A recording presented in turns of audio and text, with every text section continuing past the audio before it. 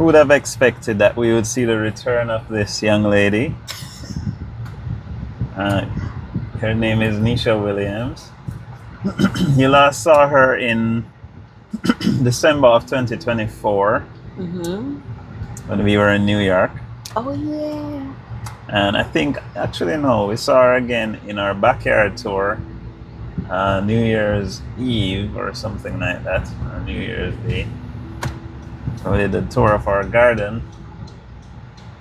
Now she's here at me again because we're on our way to work. So you get to ride with us on the way to work today. I don't think that guy is gonna stop. It's a lovely scenic route. And we drive along the coastline of Jamaica on the way to work every morning, which is the most beautiful thing. Because on the left-hand side, we have a beautiful Caribbean Sea.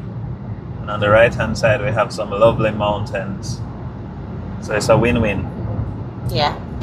I want to remind you that you need to subscribe. So before we go any further, we're going to subscribe. We're going to like and we're going to share with at least 5 friends because it helps other people to discover the podcast. And I was so pleasantly surprised to find that I had 2 people come up to me this week and said that my podcast came up on their phone. They didn't know that it existed and they were so pleased to find it. So that's 2 people who have become healthy reasoners. And that can't be a bad thing. Yes, that's a very good thing. So as promised, today we're going to be talking about weird and wacky things that have happened to me in my medical career. Yes. Situations that if I told you they happened, you probably wouldn't believe me, but I'm still going to tell you that they happened. And I think it's a bit more light here. Yeah, so this young lady was actually working in the emergency room when we first met. And so some of the stories she'll actually remember. But yeah, some of them we'll just work together, right? Yes. Okay. So the first one, these are weird and wacky things that have happened to me in my career. So let's put things into context.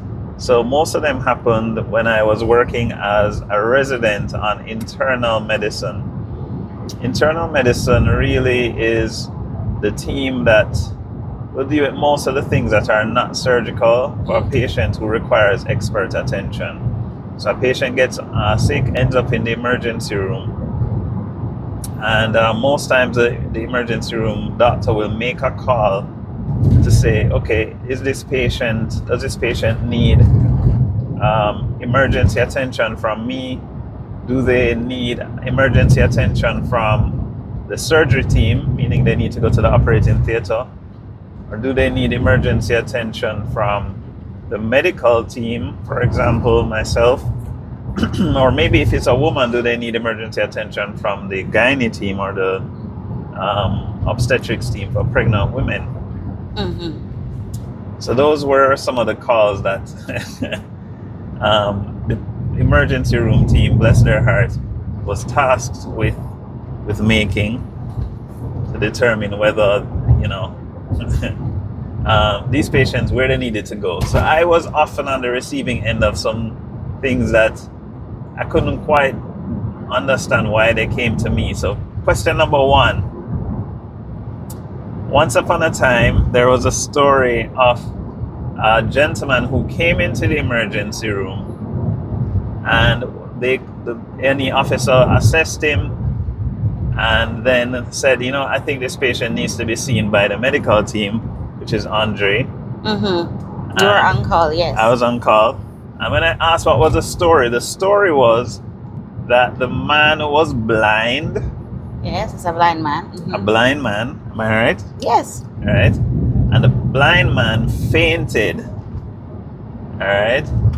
The blind man fainted, and they wanted me to assess him to see why he fainted. I said, all right, fine. Bring the gentleman to me. I sat and spoke with him and his relatives. And a regular thing to ask people when they fainted is, how long do you think you were unconscious? So the person who came with him wasn't quite sure, but the blind man said to me, I was out for about 3 minutes. Yes. I said, sir, respectfully, I have to ask you this. How do you know that it was 3 minutes? And he said, it's simple, doc. I checked my watch Right. when I was fainting. Mm-hmm. And when I woke up, I checked it again. Yes, that's so true. Over to you. And the thing is, he had a watch. It's a braille watch. It's like a special watch, and he showed it to us. I was there, and I must tell you, Andre wasn't so happy or keen, because he's like, well, how you know this if you actually fainted? Yeah. How did you come to the realization that you need to take your watch? No, he did. Yeah. So the question is, did he really lose consciousness and faint? Did he really lose consciousness? Nobody knows for sure. And I don't know how that story ultimately ended up. It's just fuzzy right now. What did I ultimately decide to do with that man? Because naturally... I think you still had to send him for a CT scan. Yeah. Mm-hmm. Of course. All right, so that was case number 1. Case number 2 is, it lives on in infamy in our household, which is a young man who came in with a large paint bucket in his hand. Yes. That's all I saw from my vantage point. I was seeing another patient. I saw the young man walking. He had a huge, is that 5 gallon or? Yeah, it's a 5-gallon bucket. But one of the things I must just add is that for the emergency room, we had a doctor there, Dr. T. I mean, a lot of cases, if you didn't know what it was, or if you couldn't even bother to figure it out, to be honest, you just send them to medicine. You just send them to medicine. It's not a surgical case. It's nothing gynecological. So you just say, listen, default medicine. And this case went to Andre. This case came to me. But I had seen the young man walking with a big bucket in his hand, and I said, wow, that looks like it's going to be an interesting situation. But I'll just watch from a distance and see what the other teams do for this young man, because whatever that is going to be funny. And it was, but then it wasn't funny because it came to me. The scenario was, apparently this young man had gone to the beach, and he was wading in the water, and he was stuck well, I guess it's stuck. Yeah, by a puffer fish. Right. And we call him puffer fish. I don't know what's the right name, but these are the tiny fish that they're usually pretty small, but they have these spikes all over them, and they can swell up to really big sizes. Yes. When they feel intimidated, I guess. Mm-hmm. And that's exactly what happened. And one of these spikes or quills or whatever that would be stuck this young man. And so apparently, again, not sure how, they caught the fish after it stuck him. Yes. And stuffed it into this big bucket. To show the doctor when they arrived at the hospital. Of course. They want to show you the evidence to see, do you know, is this fish venomous? What precautions I need to take? So, with medicine, they're like, listen, no, with the A&E officer, listen, I don't know how to sort this out. So the A&E officer just referred it to medicine. He's like, yep.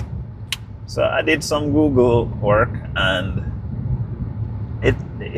I hope I'm not wrong, but as far as I could tell, yes, the fish releases a small amount of poison, but it wasn't enough to cause any real harm. Right. So I think we just gave him what? DPH, so I think he received some basic, some prednisone, something to calm the inflammation down, and then we allowed him home. But I remember being kind of upset because an idea. Yeah, I had to sit down and figure out what to do and to Google it.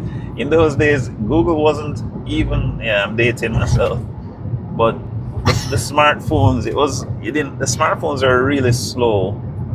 Well, were they even smartphones though? They weren't that smart. It was BlackBerry.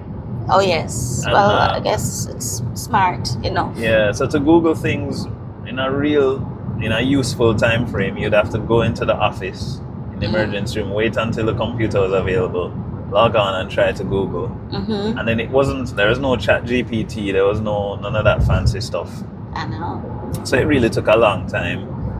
to do the search that you needed to do. But hey, got it done. Yes.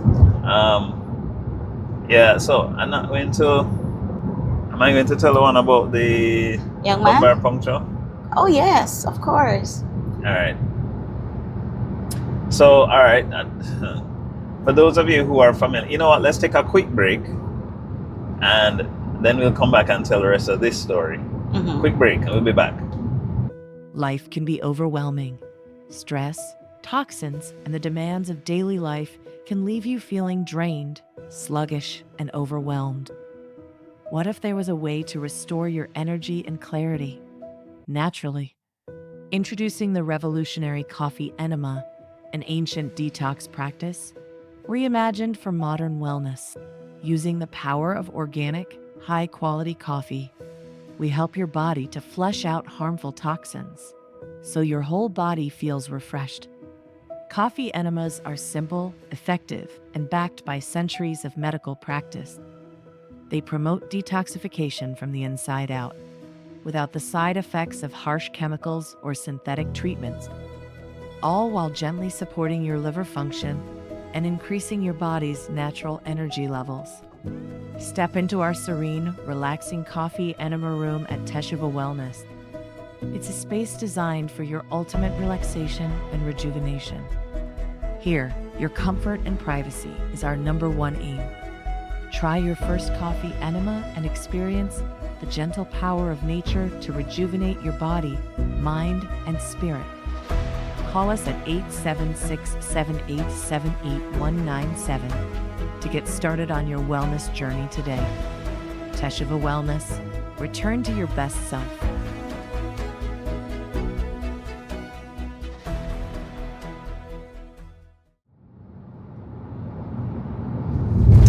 Okay, we're back. And this story, I mean, so for those of you who understand what a lumbar puncture is, or some people may call it a spinal tap, what it requires us to do is there are different access points along the spine where you can get a little bit of the fluid that bathes the spinal cord so that you can test it to see if this person is unwell, if they have any infection or inflammation or damage in some way to the spinal cord by testing the fluid. And so I historically had always been pretty good at getting that kind of a procedure done. It's done at the bedside. The patient curls up into the fetal position, more or less, and then the doctor uses a very tiny but long needle to slowly insert into a space in the spinal cord, a spinal column, to try and get a few drops of that fluid. And I had fancied myself at being pretty good at this. A young man came in who had a history of being unwell for some time, and I think he had like fever and headaches, and the concern was, did he have meningitis? Meningitis, yes. And so I was actually tasked with doing that procedure in the emergency room because I had a history of being very accurate at doing it without causing any contamination of the sample or anything. Because if there's a little bit of bleeding when you're doing it, then it throws off your ability to interpret it. So I spoke with the young man. He told me everything that was happening, got a very detailed history. And here we are now. I'm getting ready to do the procedure. A very, very nice young man, about 19 or 20. And I'm trying to do this procedure. Normally I can do it in about 2 minutes, send off the samples, and that's the end of that. I'm realizing that the first time I try, not getting any success. Second time, no success. Third time, no success. And I'm kind of starting to feel concerned here now, because I'm saying, but I know I'm in the right space, but I'm just not able to get any fluid to come out. Called my senior to help, because I'm saying it's unusual for me to have this difficulty. While my senior is on the way, the young man says, "Doc, what's happening?" I said, "Well, usually I would have finished the procedure by now, but it's not finished." And he said, "Is it possible that it is because I have a metal rod in my back?" Yeah, I know. And I said, what do you mean? And he said, yeah, I forgot to tell you that, yeah, when I was younger, they had inserted a titanium rod into my spine to keep it straight. Aww. And I said, sir, I'm not even sure who is more at fault in this situation, because I asked you several questions. I didn't think to ask if you have a metal rod in your back. Yeah. But I think equally, it's something that you could have volunteered. Aww. So we had to abandon that procedure. We both found it kind of funny at the time. I know, because I was just assisting you. Yeah, and the patient found it funny too. He's a very cool guy. He was a young guy, like around 18, I believe. Yeah. Always ask if your patients have metal rods in their back. Yes. You never can tell. Sometimes they do, and it will mess with your ability. There was another funny story that I was hoping to tell, and it's slipping me. What's about me not being able to find my shoe in the emergency room? All right, so in the emergency room, because I did a night shift. Night shift was one of the best shifts. You have the whole place to yourself, X-ray department and so on. So we realized that Dr. Williams, going through the night, seeing a lot of patients, because I can tell you, we had a lot of patients. Yep. At times, medicine, oh my goodness. Sometimes the ambulance will be taking patients to the other type A hospital 3-4 trips throughout the night. So, going through the night, you'll feel tired. So he would try to take a nap and then take off his shoe. So my colleagues and I, we hid his shoe. So when he got up, he was looking for it. We were just being mischievous. Yep. Yes, and we hid it. It was 1 foot of your shoe. 1 foot of my shoe. Yes. I had the other foot on. The left foot was mysteriously missing. And so I woke up getting ready to see the next patient, and spent about 5 minutes looking for my shoe. And I noticed that a certain young lady had a slight smirk on her face while I was looking. And Yes. So after laughing and enjoying ourselves, I had to tell him where his shoe was, because I think at this time you needed to start clerking your patients on the ward, right? Yeah. So couldn't walk because I had one sock and one shoe. I know. Yeah. So Yeah. I guess two socks and one shoe. And so that was like a funny moment, and Or? Or what? For who? It was just funny for us. It was just funny for us, funny for me, of course, and it's something that we remember. And suffice it to say that whenever he's at home, he will just kick off one shoe or even one sock. He'll fall asleep in it in just one sock. So yeah, that's just a part of it. So those are some of the stories in the emergency room, weird and wacky stories that we wanted to share with you guys. I hope you find them funny and you have a good laugh. Yes. I think every day there's always something funny. I think and we always manage to see them, I think. Yes, that's so true. Because on another Drive With Me to Work episode, we could just turn the camera in front of us, or we could have one camera pointing ahead and one camera on us. And believe me, just in this little journey, just a while ago, that lady took like forever to make a simple U-turn, and the look on her face when she finally made it was just so classic. I think she was nervous. It was a narrow area. Picking up for the lady, it was a narrow area, and she had to reverse like twice to really make the turn. So, and it was a busy street. So but after she finished, it was that it was a mixture of victory but also embarrassment. Embarrassment, yes, that's true. So, that's why you keep your windows wound up. Yeah. So we see if there's something funny that's gonna happen on the way to work. We'll see. We'll probably see it. Yeah, there's another story. Right on our way to work, there is always a porridge man. He sells porridge in the mornings, and during COVID, well, this was 2021. We always just pass and just admire that he's out there. And one day while we were driving, there's a lady. She looked like she was a unsold mine, and she had on a mask. And as she walked by, she sneezed right in the area of his porridge pot, and we thought that was funny. And he was not happy at all. Yep. He quickly had to jump back. But I'm like, out of everything, the lady decided to sneeze right there, and that was funny. You may not think it's funny now, but trust me, at the time, it was. Yeah. Question for you: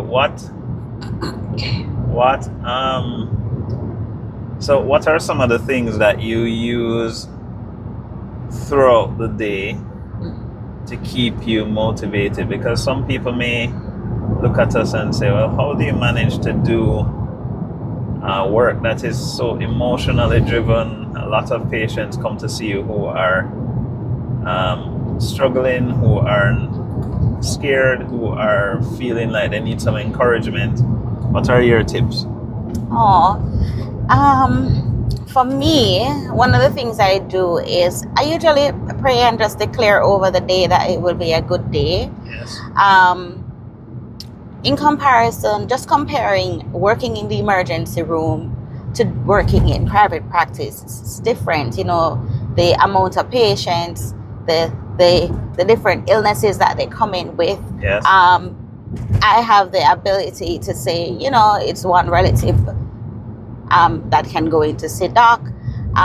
You don't have to deal with a lot of emotions, but I can tell you, of course, there are times when I do feel overwhelmed, and I do feel just the sadness that either the relative is going through or the patient, and I offer them a hug, some encouraging words. I pray with them, and that's some of the ways I keep motivated. And then also, naturally, I think I'm a bubbly person, so Yes, naturally I want to look and seize the day to say, I want to be productive today, but I also want to show empathy and just genuine care for my patients. I often say that these patients are patients that the Lord has given us to steward, and he allows us to partner with him, for their healing by giving us the knowledge and the wisdom and so on. And so that's what I use.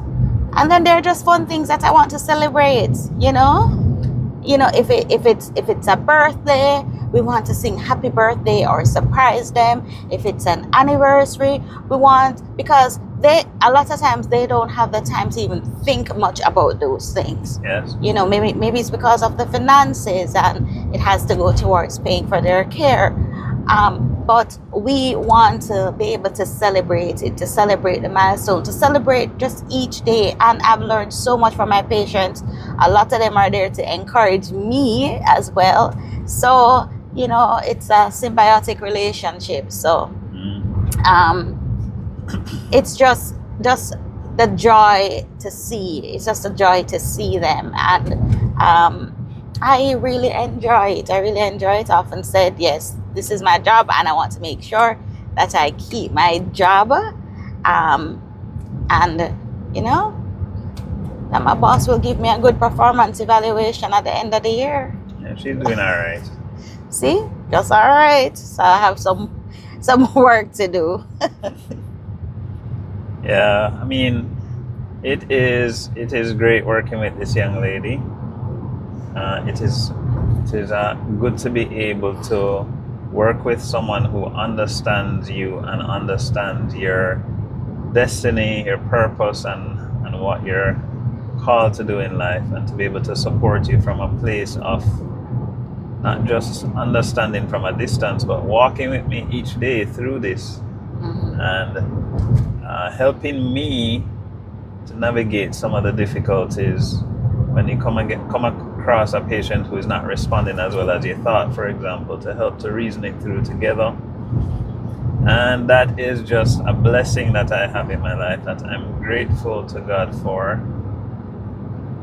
And I'm grateful for the opportunity to do even this podcast episode. Because I'm sure somebody's going to find this cool and exciting and fun to listen to.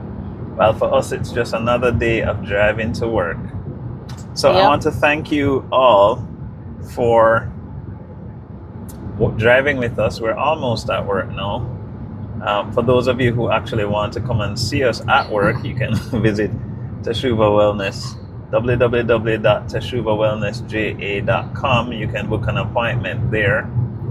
Please remember that you're listening to the Healthy Reasonings podcast, your number one podcast for clear, unfiltered information about your health and wellness. And I think that this was a fun trip. Let's see how you guys respond.